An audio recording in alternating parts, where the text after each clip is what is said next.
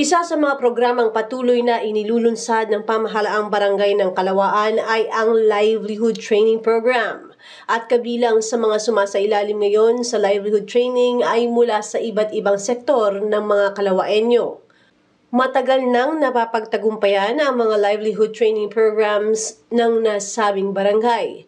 Layunin ng programa na sugpuin ang kahirapan sa pagbibigay ng kasanayan sa mga persons with disabilities o PWD, out-of-school youth, senior citizen, solo parents at kahit sinong interesadong matuto.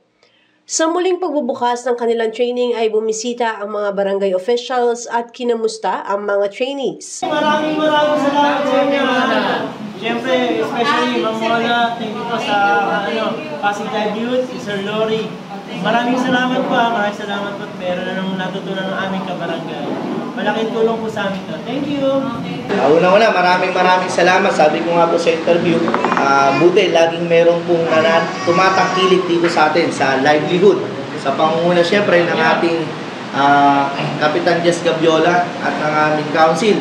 At bilang co-committee ng livelihood at sa aking OIC, sa aming OIC, OIC Lori Jimenez, na aking teacher po noong mga elementary.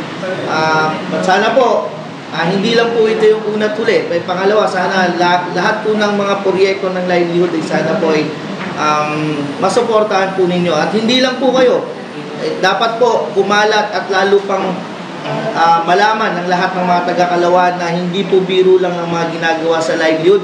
Bagkus ito po ay train para matuto ang mga kababayan, ang mga Kalawenyos para kahit papano hindi lang pang trabaho kundi pang hanap buhay para sa business. Pwedeng gamitin ito sa mga business natin. Tama po ba? Yeah. Opo. Kasi po yan pong ginagawa ninyo, hindi po biro yan. Kasi kukunti nang may kaalaman sa mga ganyang bagay. Tama po ba? Nakita dito ang mga produktong ipinagmamalaking ginawa sa ilalim ng livelihood program. Ang mga sumasailalim sa pagsasanay ay masayang ikinuwento ang naging malaking pagbabago sa kanilang grupo matapos sumali sa livelihood training. Sa kasalukuyan po ay meron po kaming offer ngayon na arts and crafts macrame bag making. Na ito po ay nagsimula kahapon, February 5 at matatapos po ito sa February 16, 2024. Ang aming pong trainees dito ay 29. Ngayon, kami po ang nagpo-provide ng mga materials na gagamitin itong trainees namin. Ito po ay libre. At after the training, ay bibigyan po namin sila ng certification ng attendance. And after that, yung kanilang finished products ay i-award namin sa kanila. Ang amin po mga trainees dito ay kung saan sektor nanggagaling sa Kalawaan. Meron po kami dito ng mga PWD ng Kalawaan at meron mga parent assistor. Meron po rin dito senior. At meron po din dito na mga young bagets, mga young ones. Kaya lahat po sila. Dito sa Kalawaan Livelihood, wala po kami sinisino. Wala po ditong yung kamot ikaw ay iba ang religion mo, you are not accepted. Wala po.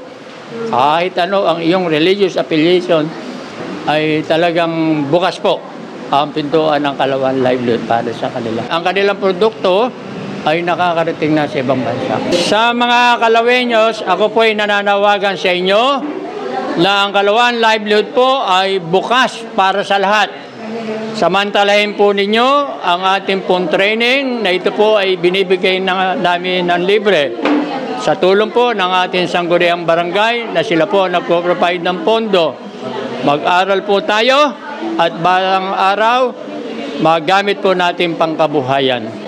Nang sa ganon, maiangat po natin ang antas ng inyong pamumuhay. Nag-start kaming mag-aral dito sa livelihood noong April 2018. Tapos after noon, ito din, arts and crafts din, under kay Ma'am Emerita Ulang. So, ano naman yun, beads na, mga wallets na gawa ng beads. So after noon, since wala naman kaming funds, tinuloy-tuloy naming tatlo na mga PWD. Hanggang sa nag-join na kami, in-invite na kami ni Ma'am Ulang, mag-join sa mga bazaar ng Pasig Livelihood. So doon lang nag-start, tuloy-tuloy na hanggang hanggang nakapag-innovate na kami ng iba't ibang klase ng beads products na hanggang ngayon nag-explore siya kahit saan dito sa Pasig. Livelihood na siya ng PWD Kai. Oo. So every July nasa quadrangle kami during Disability Month, Disability Week. And then, ngayon, mayroon kami sa Pasig Cathedral every Sunday. Nag-bazaar kami. Pasalamat din kami at nabigyan kami ng chance na makapag-bazaar doon every Sunday. So, malaking bagay din. At ito ngayon, hindi pa rin kami tumitigil ka request kay Ma'am Ulang at saka kay Sir Lori. So, eto na naman kami ngayon sa Macrame Bag para dagdag naman siya na produkto para sa aming livelihood projects. Although hindi naman ganun kadami yung aming mga manggagawa dahil syempre itong gawain na to, kailangan talaga ng passion. Pag hindi ka matyaga, wala talaga. 2018 hanggang ngayon, existing kami. Malaki ang pasasalamat ng mga kagawad sa patuloy na pagsuporta sa programa at hindi titigil sa pagsasagawa ng training na makatutulong sa paghubog sa mga individual upang magamit nila ito sa kanilang kabuhayan o paghahanap ng trabaho. Unang-una ang livelihood namin dito sa Kalawan sa pangunguna ng aking OIC, si Sir Lori Jimenez. Mula pa noon hanggang ngayon, hindi naman po siya nag-ano, pero totoo naman, nangunguna po ang ating barangay sa livelihood sa pangunguna ng aming OIC, si Sir Lori Jimenez. At ayon na rin po sa suporta ng aming kapitan, Cap Jess Gabiola po. Totoo nga po yun, marami pong plano na binababa. Tapos pangalawa, yung sa mga naano dito sa Badak, yung mga ano po sa droga na mga nagbago na po, gusto po ng ating kapitan at ng ating city na sa panguna ng ating Mayor Vico Soto na kahit papaano mapaunlad pa po yung mga kanilang mga talento. Unang-una sa mga dating mga kahit papaano gumamit ng mga pinagbabawal na gamot na ngayon po ay nagbago na. Nais po ng ating buting kapitan na kahit papaano maiano po sa livelihood para meron silang mga mapaglibangan po. Nagpapasalamat ako sa lahat ng mga laging umaattend po dito. Sana po masuportahan po natin, hindi lang po yun, sana po makisali, makiisa tayo dito sa Barangay Kalawan. Kasi unang-una po, ito po hindi lang po ito biro. Bagkus ito po makakatulong po sa atin para lalo pang umusbong yung kakayanan natin at ito yung tungo para magkaroon tayo ng trabaho. Kasi hindi sa livelihood hindi lang para matrain ka, kundi magagamit mo to sa pang-araw-araw at magagamit mo to kung ikaw ay mag-a-apply ng isang trabaho.